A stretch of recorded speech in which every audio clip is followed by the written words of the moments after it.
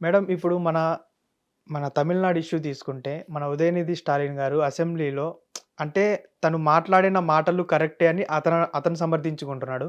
కానీ ఇప్పుడు ప్రభుత్వంలో ఉన్న వాళ్ళేందంటే వెటకారంగా త్రిష గారిని అంటే విజయ్ దళపతి గారిని విమర్శించి మాట్లాడారనేసి వీళ్ళంటున్నారు.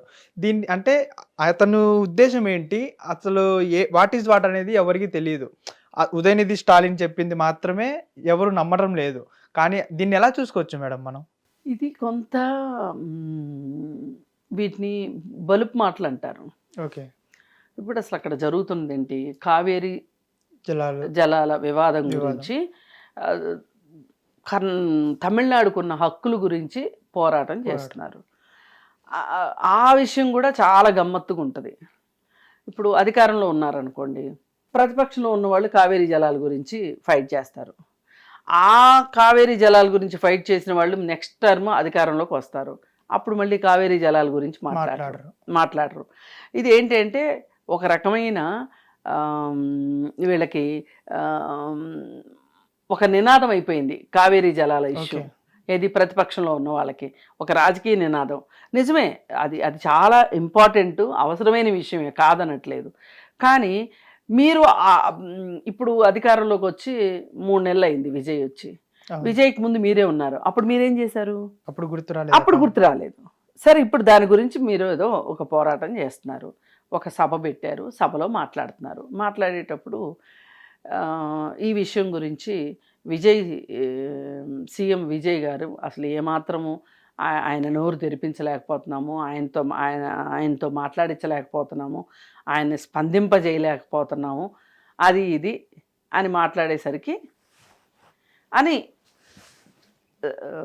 ఉదయనిధి మాట్లాడుతూ ఉన్నాడు. మాట్లాడుతూ ఉంటే ఇక్కడ జనాల్లో నుంచి త్రిష అని వచ్చేసరికి ఈయన చాలా వ్యంగ్యంగా వెటకారంగా నవ్వుకుంటా నీళ్లు వెళ్ళాల్సిన చోటుకే వెళ్తున్నాయి అన్నట్టుగా అట్లా కాదు ఆయనకి ఇది ఇది ఇది సమస్యలాగా కనిపించకపోవచ్చు కావేరీ జలాల ఇష్యూ, కానీ ఆయనకి త్రిష మాత్రమే సమస్యగా కనిపిస్తున్నట్టుంది అని చెప్పి వెటకారంగా వెకిలిగా నవ్వాడు. అది దానికి సంబంధించి చాలా సీరియస్ అయింది నిన్న మ్యాటర్. అయ్యేసరికి అరెస్ట్ చేశారు. అరెస్ట్ చేసి వెళ్ళేటప్పుడు కూడా అతను ఏదో వీరోచితంగా ఏదో పోరాటం చేసి వచ్చిన వాడిని వచ్చినట్లుగా అతను అభివాదాలు చేసుకుంటా ఆ పోలీస్ వ్యాన్లో నుంచి తల బయటికి పెట్టి హడావుడిగా వెళ్ళాడు. స్టేషన్కి తీసుకెళ్లారు. అక్కడ స్టేషన్ బెయిల్ దొరికింది, వచ్చేసాడు. ఈలోపు వీళ్ళు ఏం చేశారు, టీవీకి పార్టీ వాళ్ళు ఉదయనిధి స్టాలిన్ ఇంటిని ముట్టడించడానికి అని చెప్పి వాళ్ళు వచ్చారు. అంతా ఇదొక గందరగోళం.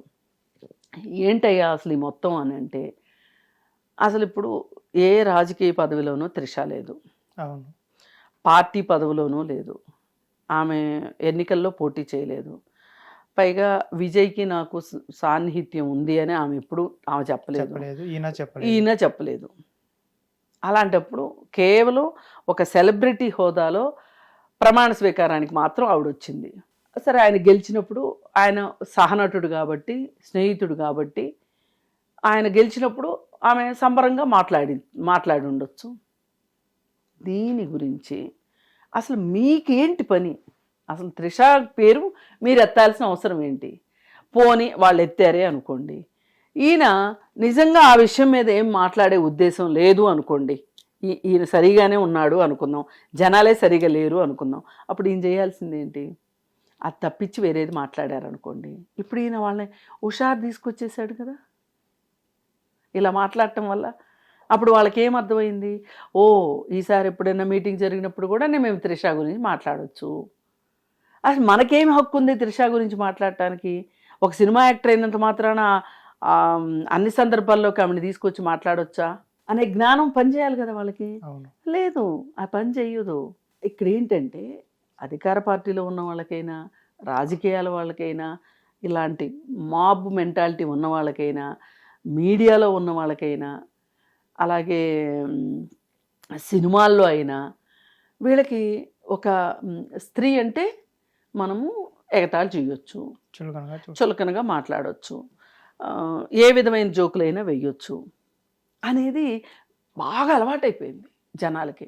అలవాటైపోయి ఏదంటే అది అనేసేయచ్చు అనుకుంటారు.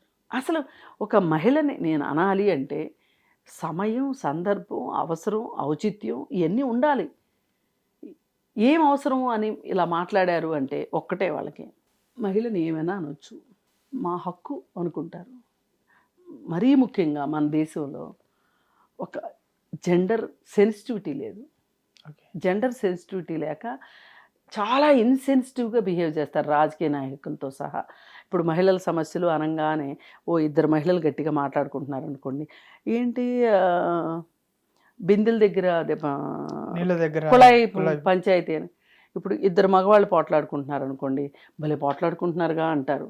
అంతేగాని సారాయి కొట్టు దగ్గర తాగినోళ్ళు మాట్లాడుతున్నారు ఏంటని అనరు.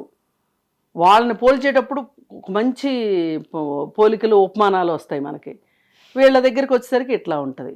అందుకని మహిళల గురించి మాట్లాడాలి అంటే కొంచెం ఒళ్ళు దగ్గర పెట్టుకోవాలి. ఇప్పుడు ఖుష్బు కూడా అదే అంది, మీకు అసలు ఇంత దిక్కు లేదా ఆడవాళ్ళ గురించి మాట్లాడుకోవడం తప్పితే మీకు దిక్కు లేదా? మీరు అంతకంటే నాకేమనిపిస్తుంది అంటే వీళ్ళు అంతకంటే ఎదగలేదనిపిస్తుంది. రాజకీయ పార్టీల్లో అంతే, ఎదురు పార్టీ వాళ్ళ భార్యల గురించి, వాళ్ళ పిల్లల గురించి, ఆడపిల్లల గురించి మాట్లాడుతూ ఉంటారు.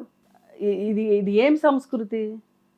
ఇప్పుడు ఇంతకుముందు కూడా మనం మాట్లాడుకున్నట్లు అసలు భువనేశ్వర్ గారి గురించి మాట్లాడాల్సిన అవసరం ఏమొచ్చింది? వాళ్ళు భువనేశ్వర్ గురించి మాట్లాడతారు, వీళ్ళేమో భారతి గురించి మాట్లాడతారు. అందుకని చిన్మయి కూడా దీన్ని వ్యతిరేకించింది. అస్సలు మీరు ఇలా పబ్లిక్ ప్లేసెస్లో మీరు ఇట్లా మాట్లాడటానికి, ఇప్పుడు మీరు నలుగురు ముగ్గురు ఎవరో ఒకళ్ళు మీ బుద్ధిని బట్టి మాట్లాడుకుంటారు, అందరినీ మనం ఆపలేము. కానీ బహిరంగ ప్రదేశాల్లో పబ్లిక్ ప్లాట్ఫామ్ మాట్లాడకూడదు. ఇప్పుడు త్రిష విషయం వచ్చినప్పుడు ఎలక్షన్స్ అప్పుడు కూడా, ఎలక్షన్స్ అయిపోయిన తర్వాత అబ్బో ఆవిడ సెంట్రల్ మినిస్టరు, ఆమె కేంద్రంలో చక్రం తిప్పబోతుంది, కాబోయే ఎంపీ, ఇట్లా అసలు పెద్ద పెద్ద ఛానల్స్, మెయిన్ స్ట్రీమ్ మీడియా వాళ్ళు కూడా ప్రైమ్ టైం డిబేట్స్ నడిపారు ఈ విషయం మీద. ఏం అవసరం చెప్పండి? అసలు విజయ్ ఎంత సింపుల్గా తేల్చేశాడు. ఏమండి మీ ఇంట్లో ఏవో గొడవలు ఉన్నాయి కదా? ఉన్నాయి, నేను చూసుకుంటాను, నేను సెటిల్ చేసుకుంటాను, ఎవరింట్లో లేవు గొడవలు అని మాట్లాడాడు. ఇప్పుడు వాళ్ళు ఏమన్నా రాజ్యాంగేతర శక్తుల్లాగా అయ్యి వాళ్ళు ఏదన్నా ఈ ముఖ్యమంత్రి అండతోటి ప్రజా వ్యతిరేకమైన పనులు ఏమన్నా చేస్తుంటే వాళ్ళ గురించి మాట్లాడితే అర్థం ఉంది. ఇప్పుడు త్రిష ఎక్కడా లేదు సీన్లో, త్రిష గురించి మాట్లాడాల్సిన అవసరం ఏంటి? అందుకని కొంచెం మహిళల్ని మనుషులుగా చూస్తే ఇలా మాట్లాడరు. ఇప్పుడు ఆడ మనిషి మగ మనిషి అనే కన్నా మనం అందరం మనుషులమే అనుకుంటే, మనతో సమానమే అనుకుంటే ఇలా చులకన చేసి మాట్లాడం. అందుకని అలాంటి భావనలు వస్తే తప్పితే ఇలాంటి పరిస్థితులు మారవు. పైగా డిఎంకే పార్టీ ఎప్పుడైనా మహిళలకు వ్యతిరేకంగా మాట్లాడుతుంది అనేది ఉంది. అదంతా పాత తరం వ్యవహారాలు, అవి వదిలేసేయండి. ఇప్పుడు ఇతను ఉదయనిధి స్టాలిన్ నవతరం మనిషి కదా, ఇప్పుడు ఈ కాలంలో ఉన్నవాళ్ళు కూడా ఇంకా అలా పాతకాలం వాళ్ళలాగా మాట్లాడితే ఎట్లా? అసలు మాట్లాడకూడదు కదా. అందుకని ఏదైనా ఒకప్పుడు జయలలితను కూడా వీళ్ళు ఇలాగే మాట్లాడేవాళ్ళు, గౌరవం లేకుండా, గౌరవానికి భంగం కలిగించేటట్లు మాట్లాడటం. అందుకని ఏంటంటే ఏ పురుషుడికైనా సరే ఒక మహిళ ఆత్మగౌరవాన్ని దెబ్బతీసే విధంగా వెకిలి చేష్టలతోటి, వెకిలి మాటలతోటి మాట్లాడే హక్కు లేదు. అలా మాట్లాడే వాళ్ళ మీద ఎవరి మీదైనా సరే నిర్భయ కేసు పెడితే తప్పితే వీళ్ళు దారికి రారు. ఒక 4-5 కేసులు పడితే అప్పుడు బుద్ధి జ్ఞానం వస్తుంది. హిట్ టీవీ యాప్, ఇందులో short news, live news, entertainment shows, movies, digital magazines తో పాటు మీ జిల్లా వార్తలను కూడా ఫ్రీగా చూడొచ్చు. ఇంకెందుకు ఆలస్యం? వెంటనే హిట్ టీవీ యాప్ ని డౌన్లోడ్ చేసుకుని ఫ్రీగా ఎంటర్టైన్మెంట్ పొందండి. Hit TV app, hit TV app, please download hit TV app. Hit TV app ని ఫ్రీగా డౌన్లోడ్ చేసుకొని ఎంజాయ్ చేయండి. మీకు నచ్చిన ఎంటర్టైన్మెంట్ కోసం హిట్ టీవీ యాప్ ని ఫ్రీగా డౌన్లోడ్ చేసుకుని ఎంజాయ్ చేయండి. హిట్ టీవీ యాప్ని డౌన్లోడ్ చేసుకుని ఆస్వాదించండి, ఆశీర్వదించండి. ఇంతమంది సెలబ్రిటీలు హిట్ టీవీ యాప్ ని డౌన్లోడ్ చేసుకోండి అని చెప్తున్నారంటే ఎంత మంచి యాప్ ఆలోచించండి.